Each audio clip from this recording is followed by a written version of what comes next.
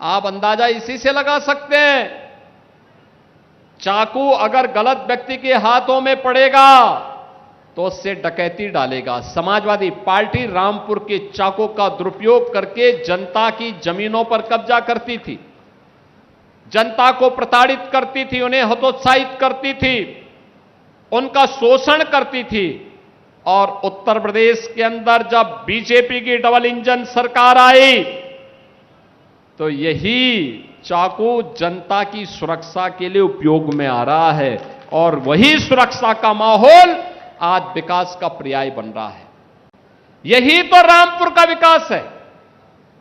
Highway बन रहे हैं, एक्सप्रेसवे बन रहे हैं, रेलवे फ्लाईओवर बन रहे हैं, 3 मीटर की सड़क अब 7 मीटर की हो रही है, 10 मीटर की हो रही है, 4 लेन की हो रही है। जहां पे जो प्रस्ताव आया उस प्रस्ताव को हमने अपनी सहमति देकर के आगे बढ़ाने का काम किया है, क्योंकि प्रण एक ही है कि कोई भी वंचित न रहने पाए। विकास की प्रक्रिया में सभी लोगों को एक समान रूप से हम आगे बढ़ाएंगे। अब पिक एंड चूज नहीं होता है, पिक एंड चूज नहीं होता है कि बिजली सेफई में आएगी लेकिन पीलीभीत में नहीं आएगी। क्यों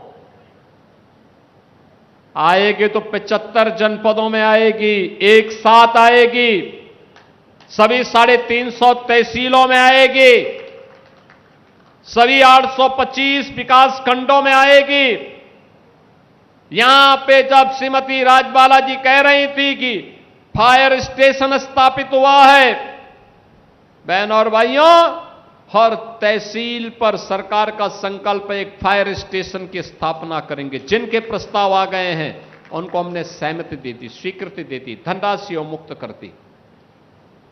जहां पे इंटर कॉलेज की आवश्यकता थी इंटर कॉलेज, जहां डिग्री कॉलेज की आवश्यकता थी डिग्री कॉलेज, जहां पॉलिटेक्निक की आवश्यकता थी पॉलिटेक्निक, जहां पे आईटीआई की आवश्यकता थी आईटीआई, पुराने पढ़ चुके विद्यालयों को, इंटर कॉलेजेस को प्रोजेक्ट अलंकार के माध्यम से बेसिक शिक्षा परिषद के विद्यालयों को ऑपरेशन कायाकल्प के माध्यम से एक नई ऊंचाई प्रदान करके भव्य स्वरूप प्रदान किया जा रहा है। अब विकास रुकने वाला नहीं है, विकास थमने वाला नहीं है। नौजवान के जीवन के साथ कोई खिलवाड़ नहीं कर सकता। अब कोई किसी बहन के खिलाफ अपमानजनक टिप्पणी नहीं कर सकता, नहीं कर सकता है। बेटी की सुरक्षा में कोई सेंध नहीं लगा सकता है। अब लगाएगा तो उसको मालूम है कि इसके बाद आगे क्या होने जा रहा है।